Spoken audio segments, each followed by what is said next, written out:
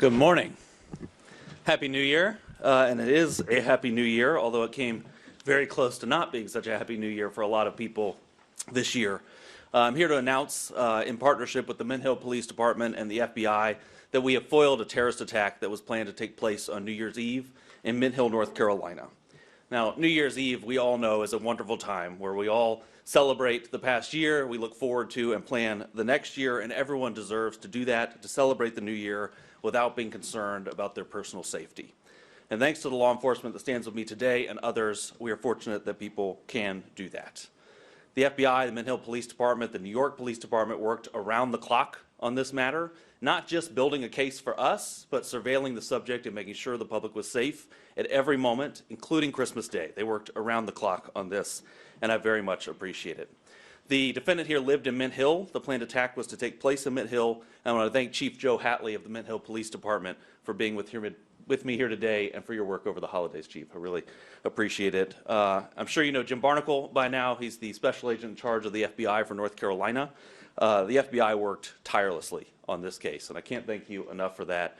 FBI agents spent their Christmas Day surveilling a subject so that families in Charlotte and Mint Hill and Western North Carolina could spend their day celebrating with their families, and I'm very thankful for that. That is true public service. If you see a police officer or an FBI agent, please thank them for spending their holidays on this so that we all could spend our holidays with our families. I also want to thank the prosecutors in my office who also worked over the holidays getting a search warrant and an arrest warrant and making sure that the public was safe and that this terrorist attack was foiled. The defendant here is an 18-year-old named Christian Sturdivant. He has been planning this attack for about a year, but he's been planning an attack for far longer than that. He was planning this attack in support of ISIS, and we have charged him with attempting to provide material support to a foreign terrorist organization, that organization being, of course, ISIS. Now, this is still very much an active investigation. We had to act quickly here to protect the public, so we are light on details, but we'll tell you as much as we can, and Mr. Barnacle will probably tell you more than I will about those charges, but I thought I would give you an overview of what's in the federal complaint and the charges that we charged. So Mr. Sturdivant started on the internet. He started reading ISIS material, started going to ISIS websites, making TikTok videos, and eventually reached out to what he thought was a member of ISIS. In reality, was an undercover agent with NYPD in New York.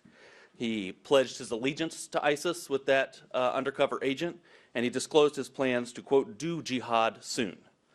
He then met a second undercover with the FBI, who he also thought was an ISIS participant, and he started to be very specific with his plans. He talked with that undercover agent, again, who he thought was ISIS. He talked about where he was planning to do this attack, which was at a grocery store and a fast food restaurant in Mint Hill, places that we go every day and don't think that we may be harmed. He talked about what means he would use to kill innocent people.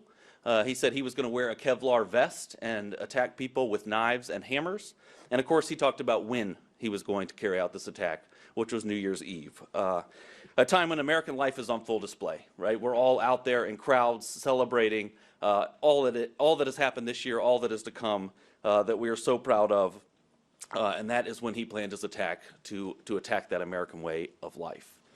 The FBI executed a search warrant at his home, and they found the instrumentalities of the attack. They found hammers and knives hidden under his bed.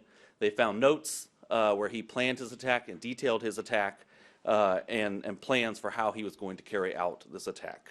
It was a very well-planned, thoughtful attack that he had planned and that was fortunately foiled here. He was preparing for jihad, and innocent people were going to die. And we're very, very fortunate they did not. But the fact that along the way, in this extensive planning of this attack, he encountered not one, but two undercover officers should make the public feel very, very good and very safe. Because law enforcement is out there every day, and we know they have a lot to do. But they have people out there making sure that as people plan these terrorist attacks, they have stops so they find it. And they did find it here. And on Christmas, while we were all opening presents, they were sitting in a driveway making sure that the public was safe. And we're very, very appreciative of that. Mr. Sturdivant was arrested on New Year's Eve, the day he planned his attack. Of course, it did not become public today. It has been under seal until today. He made his initial appearance in federal court this morning, about an hour ago.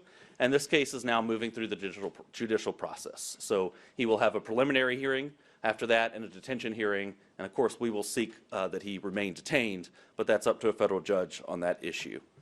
He faces a statutory maximum sentence of 20 years, but as I always tell you, every individual defendant gets a sentencing hearing where a judge takes into account a host of factors under the United States sentencing guidelines. They look at that individual defendant.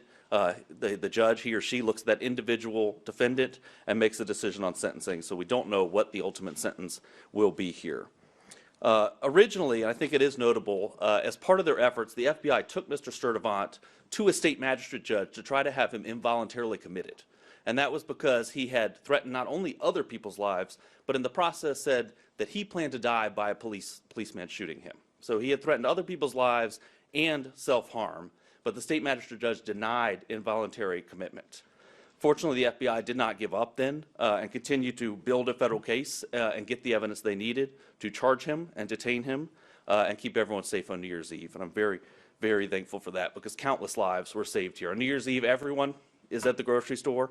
We're all buying the things we need to celebrate, and we could have had a significant loss of life and significant injury here. So we will be here at the federal level dedicated to making sure the public is safe like we were in this case. And I know that there's a lot that goes on behind the scenes that's never public for investigative reasons, and it's very it brings me satisfaction to be able to tell the public what law enforcement is doing when you don't know it and what's going on behind the scenes to keep everyone safe. So with that, I will turn it over to Special Agent in Charge Barnacle, who could tell you a little bit more about the details.